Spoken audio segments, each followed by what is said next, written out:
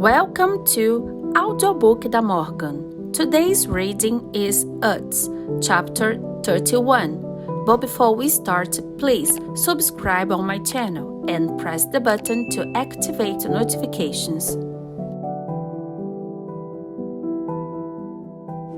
Chapter 31.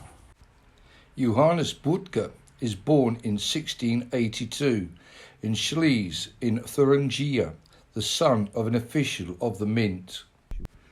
After a childhood in the workshop of his grandfather, a goldsmith, he is apprenticed to a Berlin apothecary by the name of Zorn. He studies books on alchemy, the Blessed Raymond Lull, Basilius Valentinus, Bacillus and Wilhelmut, Aporisma Chemica, in which alchemy substances are listed as the ruby lion, black raven, green dragon, and white lily. He convinces himself that gold and silver are matured in the bowels of the earth out of red and white arsenic. One night, his fellow apprentices find him in Zorn's laboratory, half asphyxiated by arsenic fumes. Among the customers of the pharmacy is a Greek mendicant monk, Lazarus, who is reputed to possess the red tincture, or ruby lion, a grain of which will transmute lead into gold. The monk falls for the boy. Butke obtains a phial of the tincture and performs his first successful transmutation in the lodgings of a student friend. The second successful experiment takes place in front of Zorn and other sceptical witnesses. The ladies of Berlin find the young alchemist irresistible. His reputation spreads to King Frederick William, the giant lover, who obtains a specimen of the gold from Frau Zorn and issues a warrant for Butke's arrest. Butke escapes to Wittenberg, a dependency of Augustus the Strong. In November 1701, the kings of Prussia and Saxony hold military manoeuvres along their borders. Which of these indignant sovereigns shall possess the goldmaker? Butke, like a fugitive nuclear physicist, is escorted to Dresden under armed guard.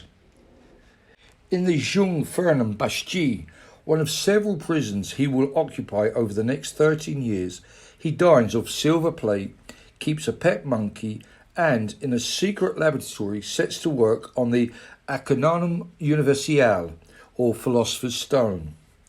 By 1706, the Saxon treasury is exhausted.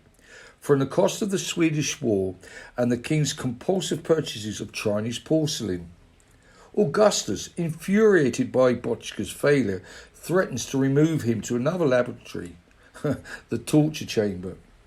Butke meets Efrenfried Walter, Graf von Tschecoslováquia. This outstanding chemist, the friend of Leibniz, is on the way to discovering the secret of true porcelain, but cannot devise a kiln sufficiently hot to fuse the glaze and the body. He recognises Butke's talents and asks for his cooperation. The alchemist, to save his skin, agrees.